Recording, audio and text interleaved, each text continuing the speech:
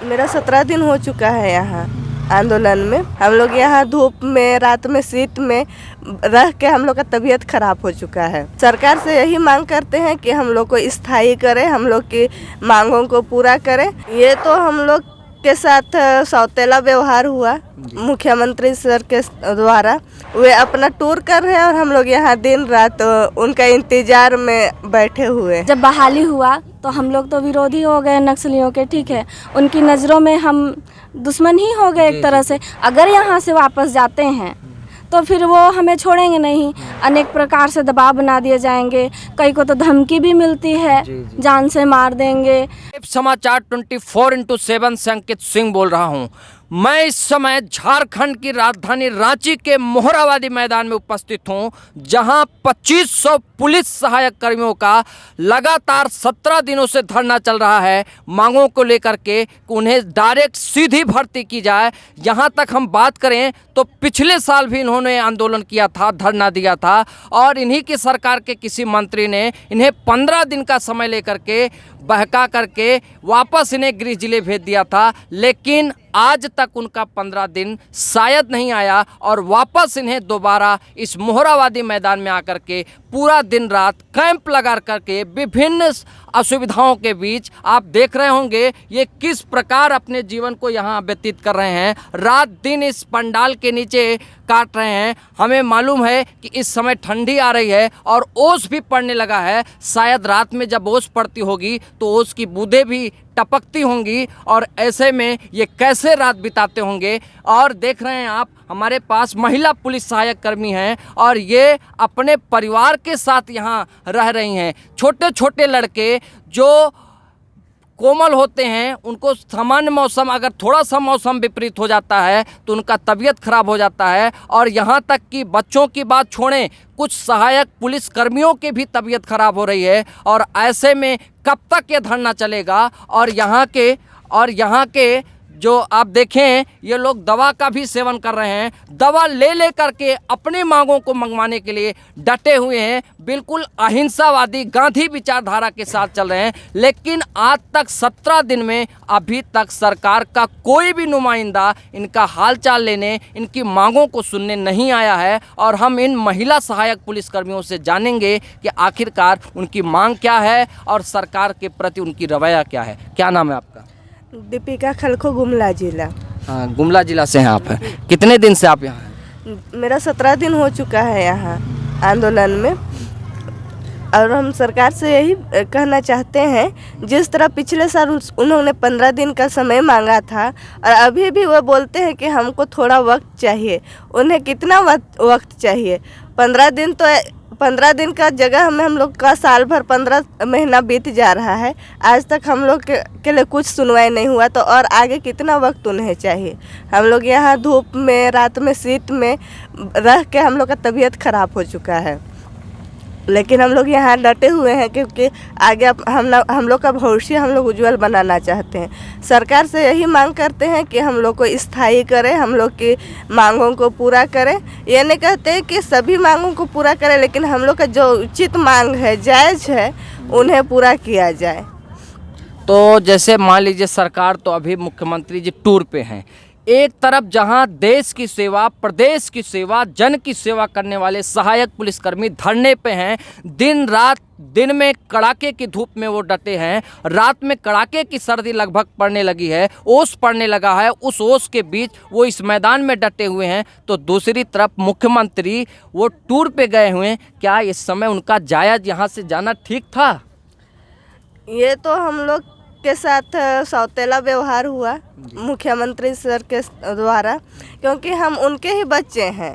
वे हम सभी यहाँ जितने भी बच्चे हैं सभी आदिवासी और मूल जातवासी हैं, यहाँ झारखंड के मूलवासी हैं। और श्री माननीय मुख्यमंत्री भी यहाँ के मूलवासी ही हैं। वे हम लोग को यहाँ जानते हुए कि हम लोग के बच्चे यहाँ पर हैं, ये जानते हुए वे अपना टूर के लिए गए हैं। ये तो बहुत दुख की बात है। वे अपना टूर कर रहे हैं और हम लोग यहाँ दिन रात उनका इंतज़ार में बैठे हुए हैं कि वे कब आएंगे और हम लोग का समस्या का समाधान करेंगे। जी, जैसे आप लोगों के अगर हम वेतन की बात करें तो लगभग कितना वेतन मिलता था? हम लोग को मात्र 10,000 मिलता है वेतन। 10,000 में भी अगर हम लोग का जैसे तबीयत ख़राब हो जाता है या तो कुछ कारणवश हम लोग ड्यूटी नहीं कर पाते हैं तो उसमें से वेतन भी काट लिया जाता है। 10,000 में वेतन भी काट लिया जाता है। अगर बिना इन्फॉर्मेशन दिए गए तो वेतन काट दिया जाता है। इन्फॉर्मेशन दे के जाने से वेतन नहीं कटता है, लेकिन 10,000 में मान लिया 5 दिन का भी वेतन कटता है तो हम लोग को कितना ही मिलता है। जी जी। जैसे शुरुआत में जब आप लोगों की भर्ती प्रक्रिया शुरू हुई थी उस समय ये वादा किया गया था कि आपको गृह जनपद में स्थानीय सेवा देनी होगी, लेकिन आपको बाद में भर्ती करने के बाद, ट्रेनिंग देने के बाद कभी इस ज़िले में कभी उस ज़िले में लगातार दौड़ाया गया और 10,000 वेतन पे गृह डिस्ट्रिक्ट से, होम डिस्ट्रिक्ट से दूसरे डिस्ट्रिक्ट में जाकर के 10,000 में सेवा देना, ये किस प्रकार का? हम लोग सभी जगह ड्यूटी किए हैं। हम लोग का जब नियुक्ति हुआ था तब बोला गया था कि आप अपना घर से ड्यूटी करना है, आपको घर से ड्यूटी करना है। हम लोग का जो वैकेंसी निकला था उसमें साफ साफ लिखा हुआ था कि अपने घर से आके ये ड्यूटी करेंगे, अपना घर के क्षेत्र में ही ड्यूटी करेंगे। लेकिन जब जो हम लोग का ज्वाइनिंग हो गया उसके बाद में हमें कभी सावन ड्यूटी भेज दिया जाता है, कभी कोविड ड्यूटी भेज दिया जाता है। जहाँ कहीं हम लोग देवघर भी गए हैं ड्यूटी के लिए, जहाँ जहाँ हम लोग का मांग हुआ है, यहाँ खूंटी भी गए हुए हैं, दंगा फसाद में गए हुए हैं, सभी जगह हम लोग ड्यूटी किए हैं। लेकिन उतना ड्यूटी करने के बावजूद हम लोग को कुछ एक्स्ट्रा पैसा नहीं मिलता है। जैसे टीए बनता है जिला बल के लिए, वो हम लोग को नहीं मिलता है। खाने के लिए वो लोग अलग से आता है, हम लोग का कुछ नहीं आता। मात्र 10,000 में हम यहाँ वहाँ जाके ड्यूटी करके अपना घर चला रहे हैं। जी जी। इस विषय में आप क्या कहेंगे, जो आप लोगों को इधर उधर कभी कोरोना में कभी कहीं कहीं भटकाया जाता था? जी देखिए, हम लोग सभी तरह का ड्यूटी किए हैं। इलेक्शन हो गया, सावन का देवघर ड्यूटी हो गया, खूंटी में जब दंगे हो गए थे पत्थलगड़ी को लेके, उसमें हो गया, रांची ज़िला में ट्रैफिक हो गया, या फिर कहीं भी जहां ज़रूरत पड़ा वहां हमें भेज दिया गया। इस महंगाई के समय में 10,000 में अलग जगह ड्यूटी करना, खुद के खर्चे पे सब कुछ चलाना और घर भी देखना, ये तो पॉसिबल नहीं है ना। जैसे अभी तक मान लीजिए आप लोगों का आंदोलन बिल्कुल अहिंसा रूप रहा, गांधीवादी विचारधारा पे चलते रहे, 17 दिन हो गया। अगर ऐसे ही कुछ दिन और रहा, सरकार आपके ऊपर ध्यान नहीं दी, कोई भी नुमाइंदा आपके पास नहीं भेजती है, बिल्कुल आपको इग्नोर कर देती है, तो आगे चल के क्या रणनीति रहेगी भविष्य में? देखिए, रणनीति तो तय की ही जाएगी, पर हम लोग चाहते हैं कि ये बिल्कुल अहिंसावादी रहे। हम लोग बिल्कुल हिंसा पर विश्वास नहीं रखते हैं। हम लोग चाहते हैं कि बिल्कुल अहिंसावादी रहे, शांतिपूर्वक हो ये आंदोलन। हम लोग बिल्कुल भी लड़ाई झगड़े या किसी भी प्रकार का हिंसा नहीं करना चाहते हैं। जैसे आप लोग नक्सल प्रभावित क्षेत्र से हैं, जैसे आप पुलिस में भर्ती हुए, नक्सल के आप विरोधी हो गए और अब वापस अगर आपको गांव जाना पड़ेगा तो कहीं ना कहीं नक्सल से आपको पर दबाव पड़ेगा, प्रेशर पड़ेगा, प्रताड़ित होंगे, तो क्या कुछ समय बीत रही आपको? देखिए, अगर हम लोग जब बहाली हुआ तो हम लोग तो विरोधी हो गए नक्सलियों के, ठीक है, उनकी नज़रों में हम दुश्मन ही हो गए एक तरह से। अगर यहाँ से वापस जाते हैं तो फिर वो हमें छोड़ेंगे नहीं, अनेक प्रकार से दबाव बना दिए जाएंगे। कई को तो धमकी भी मिलती है, जान से मार देंगे, लड़कियों को तो और भी खतरा है, बहुत सारी चीज़ें हैं। ऐसे में आप लोगों की समस्या बहुत गंभीर है, तो यहाँ खाने पीने की किस प्रकार समस्या आप लोगों का समाधान होता है? खाने पीने के लिए हम लोग का खुद से हम लोग खर्च कर रहे हैं, जितना हो पा रहा है हम लोग से बस वही कर रहे हैं। जैसे अभी अगर हम उत्तर प्रदेश की बात करें तो वहाँ आप देखें किसान आंदोलन चल रहा है। लखीमपुर खीरी में किसानों को गाड़ी से कुचलकर मार दिया जाता है, तो कहीं ऐसा कुछ नहीं हो सकता क्या लखीमपुर खीरी का मैदान ये बन जाए? अब देखिए, ये तो कैसे कहें, ये तो लोगों की मानसिकता पर निर्भर करती है कि वो हमारे साथ कैसा व्यवहार करते हैं।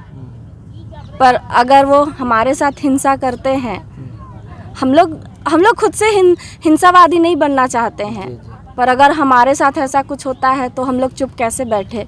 यहाँ हम लोग जितने हैं सब एक परिवार है, सब भाई बहन है। अपने ही नज़रों के सामने अपने भाई बहनों को आपको चलते हुए कैसे देखेंगे? जी जी जी। जैसे कहा जाता है कि रात में यहाँ से बिजली गुल कर दी जाती है, बिजली काट दी जाती है, यहाँ शौचालय की व्यवस्था नहीं है, यहाँ पानी की व्यवस्था नहीं है, तो इन असुविधाओं को लेकर के क्या सरकार को कुछ सुविधा करनी चाहिए कि नहीं करनी चाहिए? देखिए सुविधाएं तो करनी चाहिए क्योंकि यहाँ महिलाएं हैं, बच्चे हैं, काफ़ी परेशानी हो रही है। रात को बिल्कुल लाइट कट जाती है, सारी लाइट्स बंद हो जाती है यहाँ की। एक वो रोड वाली लाइट जलती हुई रहती है, उसका भी कोई गारंटी नहीं होता है।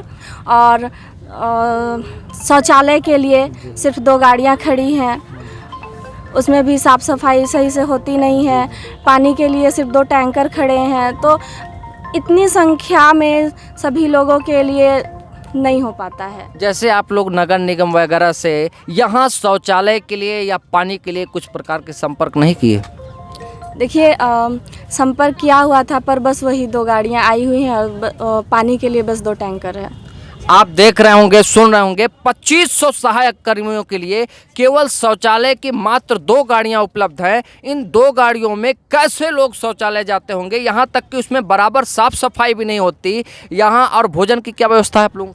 भोजन स्वयं हम लोग भोजन के लिए खुद से जितना हो पा रहा है खुद से कर रहे हैं। सभी जिला के अपनी अपनी तरीके से जितना हो पा रहा है खुद से ही कर रहे हैं। यहाँ खाने पीने का किसी के द्वारा कोई सुविधा नहीं है। खाने पीने की आप देख रहे हैं, ये लोग धरने पे डटे हैं। खाने पीने की सुविधा अपने आप गृह जनपद से मंगाया जा रहा है और तमाम प्रकार की असुविधाएं। रात में बिजली काट दी जाती है, बिल्कुल यहाँ अंधेरा हो जाता है। महिला पुलिसकर्मियों हैं, महिला पुलिसकर्मियों को देखते हुए कहीं ना कहीं इन्हें बिजली की व्यवस्था, देख रेख की व्यवस्था, इन्हें शौचालय की व्यवस्था, नहाने धोने की व्यवस्था करनी चाहिए। लेकिन सरकार अभी भी नहीं चेत रही है। जो 3 साल देश की सेवा, प्रदेश की सेवा दे करके आए हैं, आज उन्हें इस कड़ी धूप में, कड़ी सर्द में, खुले आसमान के नीचे अपना जीवन बिताना पड़ा, अपनी मांगों को लेकर के बैठना पड़ा है। क्या यही है हेमंत सोरेन सरकार की न्याय, जो आदिवासी का चेहरा है, जो आदिवासी की सरकार मानते हैं?